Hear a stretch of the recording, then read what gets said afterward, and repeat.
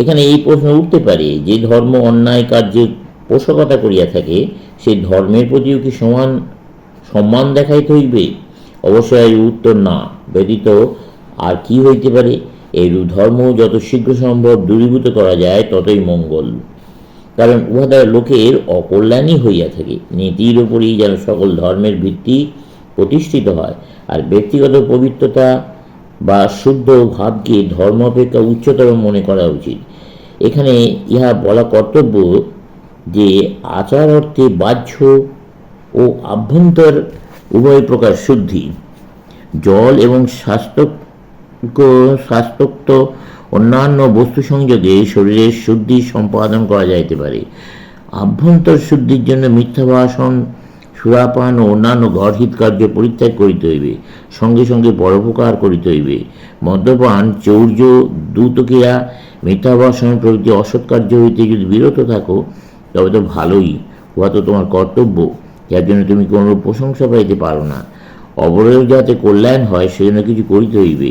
এখানে আমি ভোজনের নিয়ম সম্বন্ধে কিছু বলিতে ইচ্ছা করি।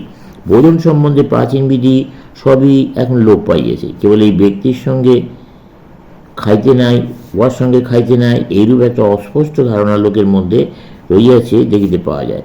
শত শত বৎসর পূর্বে আহার সম্বন্ধে যে সকল সুন্দর নিয়ম ছিল, এখন ওইগুলি ভগ্নাবশেষ রূপে এই স্পৃষ্ট বিচারমাত্র দেখিতে পাওয়া যায়। শাস্ত্রে খাদ্যের ত্রিবিধ দোষ কথিত আছে।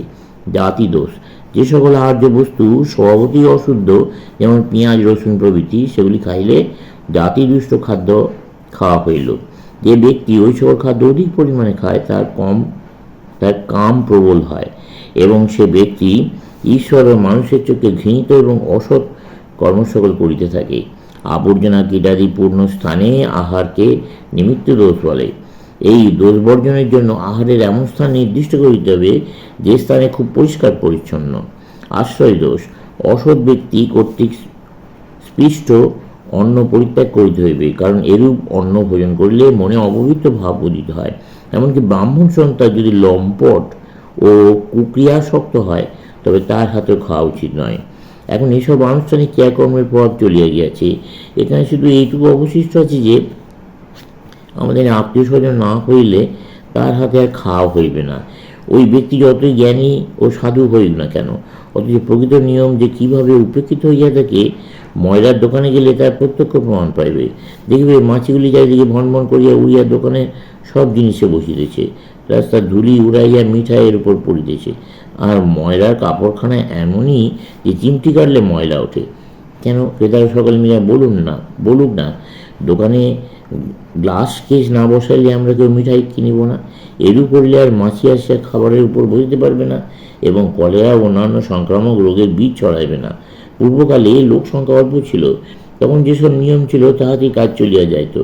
এখন লোক সংখ্যা বাড়িয়াছে, অন্যান্য অনেক প্রকার পরিবর্তনও ঘটিয়াছে। সুতরাং এই সকল বিষয়ে এতদিন আমাদের উৎকৃষ্টতর বিধি ব্যবস্থা প্রণয়ন করা উচিত ছিল, কিন্তু আমরা উন্নতি না করিয়া ক্রমশ অবনতই হইয়াছি।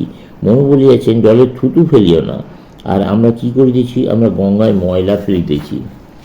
এইসব বিবেচনা করিয়া স্পষ্ট প্রতীত হয় যে বাহ্য শৌচ বিশেষ আবশ্যক। শাস্ত্রকারেরা তা জানিতেন, কিন্তু এখন এই সকল সূচি অসূচি বিচারের প্রকৃত উদ্দেশ্য লোপ পাইয়াছে। এখন শুধু উহার খোসাটা পড়িয়াছে। চোর, লম্পট, মাতাল, অতি ভয়ানক জেলখাটা আসামি, ইহাদিওকে আমরা স্বচ্ছন্দে জাতিতে লইব। কিন্তু একজন সৎ ও সম্ভ্রান্ত ব্যক্তি যদি নিম্নবর্ণের অথচ তাহার সমমর্যাদা সম্পন্ন কোনো ব্যক্তির সঙ্গে বসিয়া খায়, তবে তৎক্ষণাৎ সে জাতিচ্যুত হইবে, চিরদিনের জন্য পতিত হইয়া যাইবে। ইহাতে আমাদের দেশে ঘোরতর অনিষ্ট হইতেছে। সুতরাং এইটি স্পষ্টরূপে জানা উচিত যে পাপীর সংসর্গে পাপ এবং সাধুর সঙ্গে সাধুতা আসিয়া থাকে, এবং অসৎ সংসর্গ দূর হইতে পরিহার করাই বাহ্য শৌচ। আভ্যন্তর শুদ্ধি আরও কঠিন। অন্তঃশৌচ সম্পন্ন হইতে গেলে সত্য ভাষণ, দরিদ্র সেবা এবং বিপন্ন অভাবগ্রস্তদের সাহায্য করা আবশ্যক। কিন্তু আমরা সচরাচর কী করিয়া থাকি? লোকের নিজের কাজের জন্য কোনো ধনী লোকের বাড়ি গেল এবং তাকে গরিবের বন্ধু প্রভৃতি উচ্চ বিশেষণে ভূষিত করিল, কিন্তু কেন গরিব ওই ধনীর বাড়িতে আসিলে তিনি হয়তো তার গড়া কাটিতে প্রস্তুত। অতএব ওইরূপ ধনী ব্যক্তিকে দরিদ্রের বন্ধু বলে সম্বোধন করা তো স্পষ্টই মিথ্যা কথা, আর ইহাই আমাদের চিত্ত অশুদ্ধ করিয়া ফেলিতেছে। এই জন্য শাস্ত্র সত্যই বলিয়াছেন, যদি কোনো ব্যক্তি 12 বৎসর ধরিয়া সত্য ভাষণাদি দ্বারা চিত্তশুদ্ধি করেন, আর এই দ্বাদশ বৎসরকাল যদি তাহার মনে কখনো কুচিন্তার উদয় না হয়, তবে তার বাক্যশুদ্ধি হইবে, তার মুখ দিয়া যে কথা বাহির হইবে তাহাই ফলিবে। সত্য ভাষণের এমনই অমোঘ শক্তি, এবং যিনি নিজের অন্তর্বাহী দুই শুদ্ধ করিয়াছেন, তিনিই ভক্তির অধিকারী। তবে ভক্তিরও এমনই মাহাত্ম্য যে ভক্তি নিজেই মনকে অনেক পরিমাণে শুদ্ধ করিয়া দেয়। তুমি যে ধর্ম সম্বন্ধেই বিচার করিয়া দেখো না, দেখিবে সকল ধর্মেই ভক্তির প্রাধান্য, এবং সকল ধর্মই বাহ্য ও আভ্যন্তর শৌচের আবশ্যকতা স্বীকার করিয়া থাকে। যদিও ইহুদি, মুসলমান, খ্রিস্টানগণ বাহ্য শৌচের বাড়াবাড়ির বিরোধী, তথাপি তাহারাও কোনো না কোনো রূপ কিছু না কিছু বাহ্য শৌচ অবলম্বন করিয়া থাকে। তারা মনে করে সর্বদাই কিছু না কিছু পরিমাণে বাহ্য শৌচ প্রয়োজন। ইহুদিদের মধ্যে প্রতিমা পূজা নিষিদ্ধ ছিল, তথাপি তাহাদের এক মন্দিরে আখ নামক এক সিন্ধুক এবং সিন্ধুকের ভেতর মূসার 10টি আদেশ রক্ষিত থাকিত। ওই সিন্ধুকের উপর বিস্তারিত পক্ষযুক্ত 2টি স্বর্গীয় দূতের মূর্তি থাকত, এবং উহাদের ঠিক মধ্যস্থলে তাহারা ঈশ্বর আবির্ভাব কল্পনা করতেন।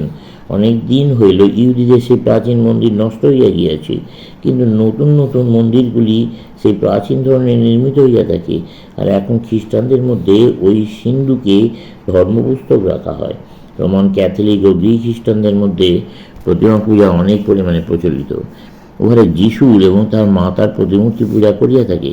প্রোটেস্ট্যান্টদের মধ্যে প্রতিমা পূজা নাই, কিন্তু তাহারও ঈশ্বরকে ব্যক্তিবিশেষ রূপে উপাসনা করিয়া থাকে।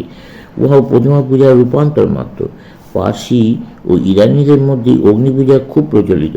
মুসলমানরা বড় বড় সাধু পুরুষদের পূজা করিয়া থাকেন, আর প্রার্থনার সময় কাবার দিকে মুখ ফেরান। এই সকল দেখে মনে হয় যে ধর্ম সাধনের প্রথম অবস্থায় লোকের কিছু বাহ্য সহায়তার প্রয়োজন থাকে।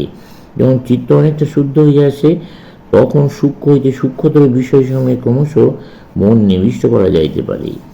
উত্তম ব্রহ্ম সম্ভাব ধ্যান ভাবস্তু মধ্যম স্তুতির জপোহ ধাম ভাব বাহ্য পূজা ধমাধমা। ব্রহ্মভাবে অবস্থিতি সর্বোৎকৃষ্ট, ধ্যান মধ্যম, স্তুতি ও জপ অধম, এবং বাহ্য পূজা অধমাধম। কিন্তু এখানে এই কথাটি বিশেষভাবে বুঝতে হইবে যে বাহ্য পূজা অধমাধম হইল ইহাতে কোনো পাপ নাই। যে যেমন পারে তার তেমন করা উচিত। যদি তাহাকে সেই পথ হইতে নিবৃত্ত করা যায়, তবে সে নিজের কল্যাণের জন্য, নিজের উদ্দেশ্য সিদ্ধির জন্য অন্য কোনো রূপে ব্যবহার করিবে। এই জন্য যে প্রতিমা পূজা করিতেছে তাহার নিন্দা করা উচিত নয়। সে উন্নতির ওই সোপান পর্যন্ত আরোহণ করিয়াছে, সুতরাং তার বাহ্য পূজা চাই। যাহারা সমর্থ তাহারা ওই সকল ব্যক্তির চিত্তের অবস্থার উন্নতি সাধনের চেষ্টা করুন। তাহাদের দ্বারা ভালো কাজ করাইয়া লইন, কিন্তু তাহাদের উপাসনা প্রণালী লইয়া বিবাদের প্রয়োজন কি? কেউ ধন, কেউ বা পুত্র লাভের জন্য ভগবানের উপাসনা করিয়া থাকে, আর উপাসনা করে বলিয়াই তারা নিজেদের ভাগবত বলিয়া পরিচয় দেয়। নিজেদের ভাগবত বলিয়া পরিচয় দেয়, কিন্তু প্রকৃত ভক্তি নয়, তাহারাও যথার্থ ভাগবত নহে। যদি তারা শুনিতে পায় অমুক স্থানে এক সাধু আসিয়াছে, সে তামাকে সোনা করিতে পারে, অমনি তাহার নিকট তাহারা দলে দলে ছড়িয়ে রাখে। তথাপি তাহারা নিজেদের ভাগবত বলিয়া পরিচয় দিতে কুণ্ঠিত হয় না। পুত্র লাভের জন্য ঈশ্বরের উপাসনাকে ভক্তি বলা যায় না। ধনী হইবার জন্য ঈশ্বরের উপাসনাকে ভক্তি বলা যায় না। স্বর্গ লাভের জন্য ঈশ্বরের উপাসনাকেও ভক্তি বলা যায় না। এমনকি নরক যন্ত্রণা হইতে নিস্তার পাইবার জন্য ঈশ্বরের উপাসনাকেও ভক্তি নামে অভিহিত করিতে পারা যায় না। ভয় বা কামনা হইতে ভক্তির উদ্ভব হয় না। তিনিই প্রকৃত ভাগবত। তিনি বলিতে পারেন, না ধনং না জনং না সুন্দরীং কবিতাং বা জগদীশ কাময়ে মম জন্মনি জন্মনীশ্বরে ভবতার ভক্তির হেতুকীর্তয়ী। হে জগদীশ্বর, আমি ধন, জন, পরমা সুন্দরী স্ত্রী অথবা পাণ্ডিত্য কিছুই কামনা করি না। জন্মে জন্মে তোমাতে যেন আমার অহেতুকী ভক্তি থাকে, চলবে।